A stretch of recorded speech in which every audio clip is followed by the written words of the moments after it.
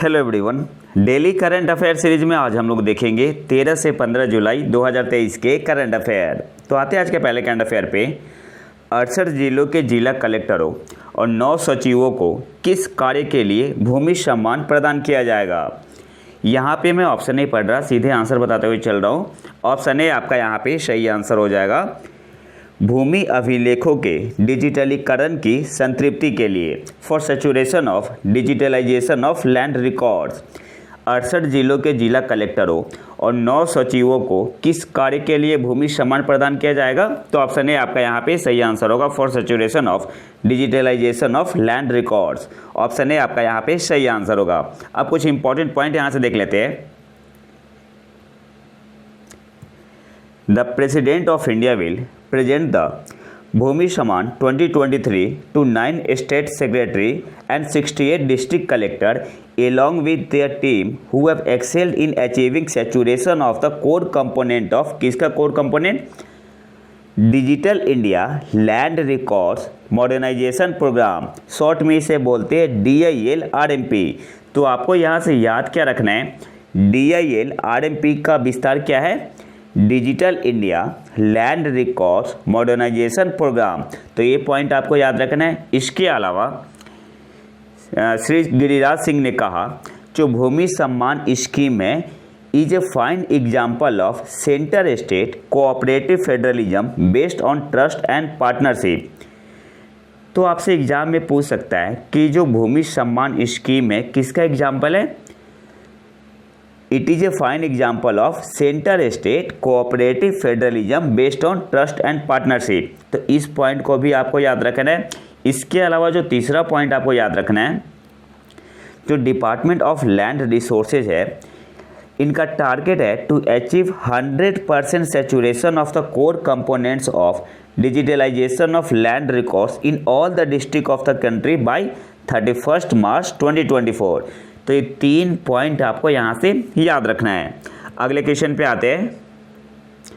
केंद्रीय शिक्षा मंत्रालय की अखिल भारतीय तकनीकी शिक्षा परिषद और सिंगापुर की Nanyang technological university Singapore Bharat hackathon के तीसरे संस्करण का समापन समारोह कहाँ आयोजित करेगी।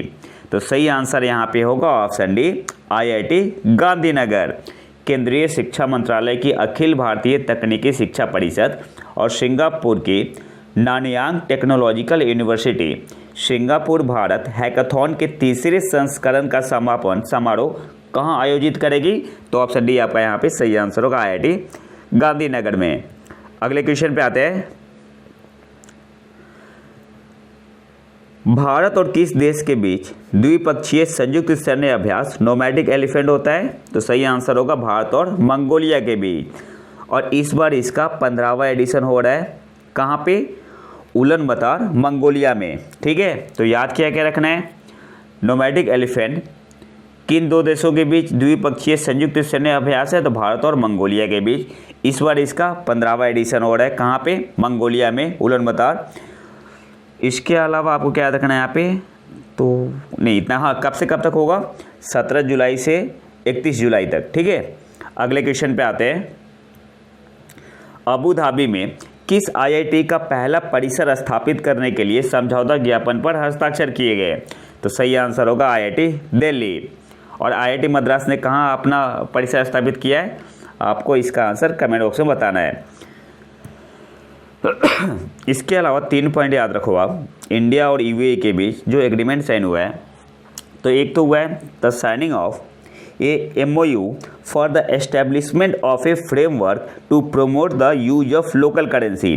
तो लोकल करेंसी के लिए एग्रीमेंट हुआ है इंडिया और UAE के बीच। दूसरा जो हुआ है the signing of a MOU on interlinking payment and messaging system by governors of the respective central bank. दूसरा और तीसरा एक IIT के लिए हुआ है। तो ये तीनों एग्रीमेंट आपको याद रखने हैं। अगले क्वेश्चन पे आते हैं।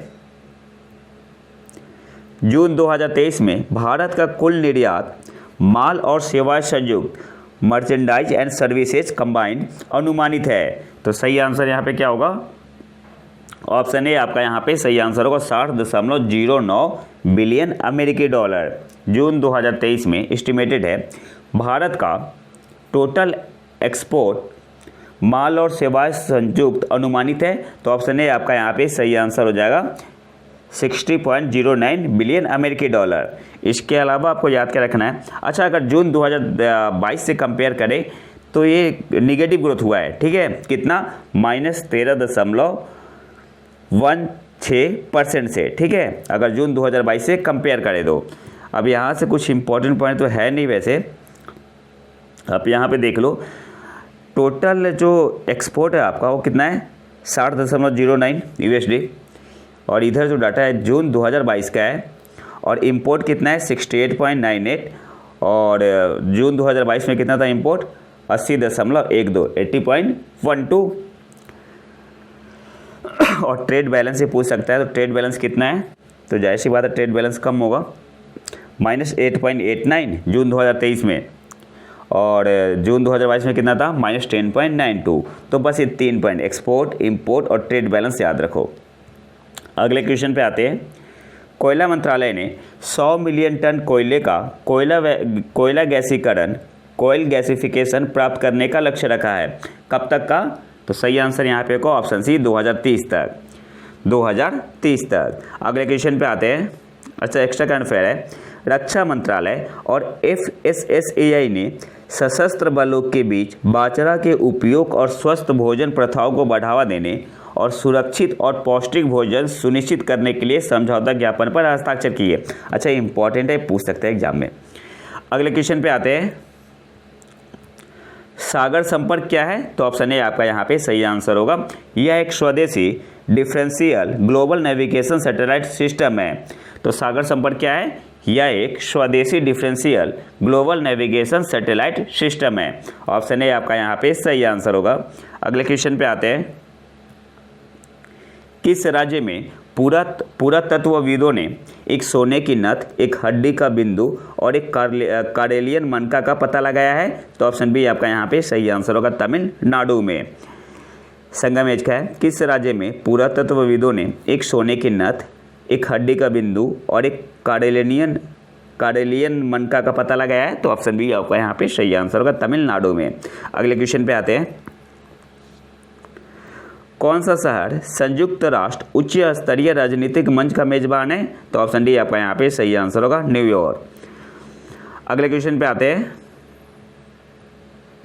किस अफ्रीकी देश ने राष्ट्रीय स्वास्थ्य बीमा कोष विनियम 2023 प्रस्तावित किया है? तो ऑप्शन ए आपका यहाँ पे सही आंसर होगा, केन्या। इंपॉर्टेंट क्वेश्चन है।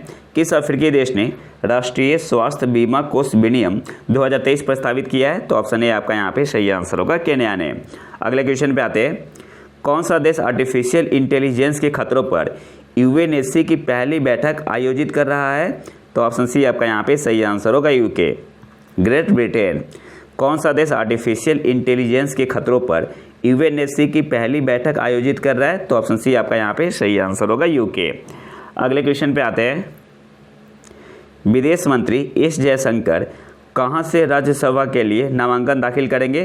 तो ऑप्शन बी आपका यहाँ पे सही आंसर होगा, गुजरात। और गुजरात में कहाँ? गांधीनगर से। अगले क्वेश्चन पे आते हैं। PBW RS1 क्या है? तो ऑप्शन बी आपका यहाँ पे सही आंसर होगा, गेहूं की एक नई किस्म है। PBW RS1 क्या है?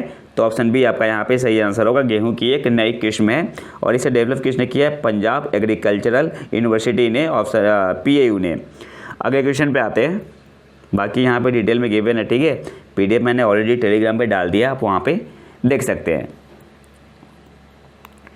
स्पेन की नवंतिया और किस भारतीय कंपनी ने भारतीय नौसेना के प्रतिष्ठित P-75 भारत, ऐसे लिखते हैं P-75I, पनडुब्बी कार्यक्रम के लिए एक टीमिंग समझौते में प्रवेश किया है? तो ऑप्शन सी आपका यहाँ पे सही आंसर होगा, L&T ने।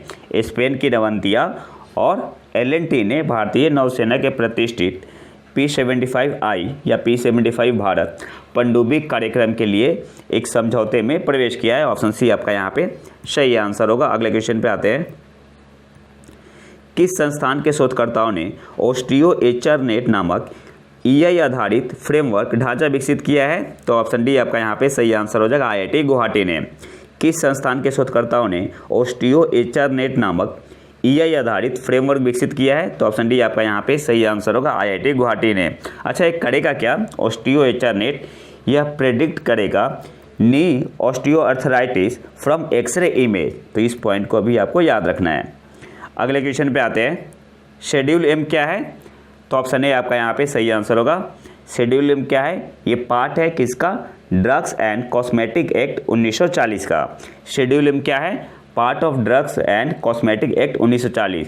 शेड्यूल M होता है, M1 होता है और M2 और M3 होता है।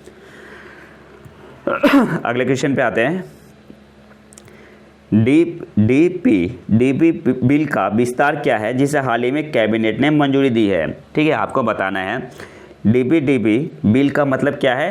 तो आंसर ऑप्शन बी आपका यहाँ पे सही आंसर होगा, digital personal data protection bill. Digital personal data protection bill, option B आपका यहाँ पे सही आंसर होगा। अगले क्वेश्चन पे आते हैं, रुपये के अंतर्राष्ट्रीयकरण पर RBI के कार्य समूह का प्रमुख कौन है? तो ऑप्शन ए आपका यहाँ पे सही आंसर होगा, राधाश्याम राठौर। अगले क्वेश्चन पे आते हैं, देखो टाइम वेस्ट नहीं करते हैं। कॉम्पटन बेल्कोविच किस खगोलीय पिंड सेलेस्टियल बॉडी के सुदूर भाग पर एक ज्वालामुखीय परिसर है? तो ऑप्शन सी आपका यहाँ पे सही आंसर होगा, मून, चंद्रमा। कॉम्पटन बेल्कोविच किस सेलेस्टियल बॉडी खगोलीय पिंड के सुदूर भाग पर एक वोल्केनिक कॉम्प्लेक्स है? तो ऑप्शन सी आपका यहाँ पे सही आंसर होगा, मून, चंद्रमा। अगले क्वेश्चन पे आते हैं, किस अंतरिक्ष एजेंसी ने CEERS 1019 नामक आकाशगंगा में सबसे दूर सक्रिय सुपरमैसिव ब्लैक होल की पहचान की है? तो ऑप्शन बी आपका यहाँ पे सही आंसर होगा, नासा ने। किस अंतरिक्ष एजेंसी ने CEERS 1019 नामक आकाशगंगा में सबसे दूर सक्रिय सुपरमैसिव ब्लैक होल की पहचान की है? तो ऑप्शन बी आपका यहाँ पे सही आंसर होगा, नासा ने। अगला जो हमारा टॉपिक है, इसमें हम लोग स्टैटिक MCQ कवर करते हैं। टोटल नंबर ऑफ क्वेश्चन 5 होते हैं, जो कि UPSC स्टेट PCS के लिए बहुत ही इंपॉर्टेंट है। अगला तो आता है इसके पहले क्वेश्चन पे, यूरोप में पीटलैंड के संदर्भ में निम्नलिखित कथनों पर विचार करें। अच्छा, सबसे पहले समझ लेते हैं पीटलैंड क्या होता है। Peatland which is a type of wetland from over thousands of year from the remain of dead plant storing more carbon than any other ecosystem. Peatland जो होता है एक प्रकार का क्या है, आर्द्रभूमि है, वेटलैंड है। हजारों वर्षों में मृत पौधों के अवशेषों से बनी है, जो किसी भी अन्य पारिस्थितिकी तंत्र की तुलना में अधिक कार्बन का भंडारण करती है। उसे क्या बोलते हैं? पीटलैंड बोलते हैं। अब आते हैं क्वेश्चन पे, पहला स्टेटमेंट क्या है, यूरोपीय कमीशन, यूरोपीय आयोग ने नेचर रिस्टोरेशन लॉ, प्रकृति बहाली कानून पेश किया, जो सूखे पीटलैंड, ड्रेन्ड पीटलैंड्स को बहाल करने की योजना बना रहा है। तो हाँ, पहला सही है। दूसरा क्या है, स्वीडन में यूरोप में सबसे अधिक संख्या में डिग्रेडेड पीटलैंड दर्ज किए गए। तो नहीं, यहाँ स्वीडन नहीं होगा, क्या होगा, जर्मनी होगा। यहाँ पे स्वीडन ना हो कि क्या होगा, जर्मनी होगा। तो पूछ क्या रहा है, ऊपर दिए गए निम्नलिखित में से कौन सा कथन सही है? तो ऑप्शन ए आपका यहाँ पे सही आंसर हो जाएगा, ओनली 1। ठीक है, बाकी यहाँ पे डिटेल में मैंने दिया हुआ है, आप PDF से पढ़ सकते हो। अगले क्वेश्चन पे आते हैं, रक्षा अधिग्रहण परिषद, डिफेंस एक्विजिशन काउंसिल के संदर्भ में निम्नलिखित कथनों पर विचार करें। पहला स्टेटमेंट क्या है, यह भारत के सशस्त्र बलों के लिए सैन्य उपकरण प्राप्त करने के लिए सर्वोच्च निर्णय लेने वाली संस्था है। तो पहला सही है। दूसरा क्या है, यह रक्षा मंत्रालय के अंतर्गत आता है, बिल्कुल सही है। तीसरा क्या है, इसकी अध्यक्षता चीफ ऑफ डिफेंस स्टाफ करते हैं, ये गलत है। अध्यक्षता कौन करते हैं? डिफेंस, रक्षा मंत्री जो कि अभी राजनाथ सिंह ने। चौथा क्या है, इसने रूस से राफेल समुद्री लड़ाकू विमान, राफेल मरीन फाइटर जेट्स खरीदे। नहीं, यार रूस नहीं होगा, क्या होगा, फ्रांस होगा। तो आपसे पूछ रहे कितने सही है स्टेटमेंट? तो पहला स्टेटमेंट सही है, दूसरा सही है, मतलब 2 स्टेटमेंट सही है, 2 गलत है। 2 गलत है, तो सही आंसर क्या हो जाएगा, ऑप्शन बी, ओनली 2। केवल 2 ही स्टेटमेंट आपका यहाँ पे सही है, बाकी यहाँ पे डिटेल गिवन है। ठीक है, आप लोग PDF में आसानी से देख सकते हो। अगले क्वेश्चन पे आते हैं, भारतीय नागरिकता अधिनियम 1955 के संदर्भ में निम्नलिखित कथनों पर विचार करें।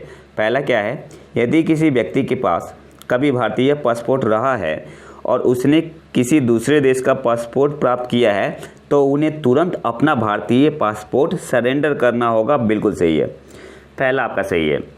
दूसरा क्या है, भारतीय मूल के व्यक्तियों को दोहरी नागरिकता की अनुमति है, गलत है।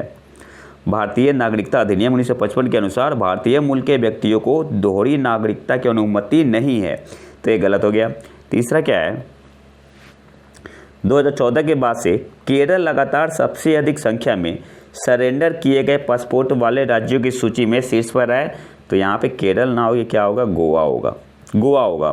तो तीसरा भी गलत है। पूछ क्या रहा है, ऊपर दिए गए कथनों में से कितने सही है, तो ऑप्शन ए आपका यहाँ पे सही आंसर हो जाएगा, ओनली 1।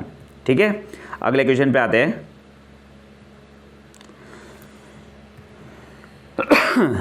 एक मिनट। भारत के संविधान में equal justice and free legal aid, समान न्याय और निःशुल्क कानूनी सहायता की अवधारणा का उल्लेख किया गया है मौलिक कर्तव्य में, डीपीएसपी में, मौलिक अधिकार में।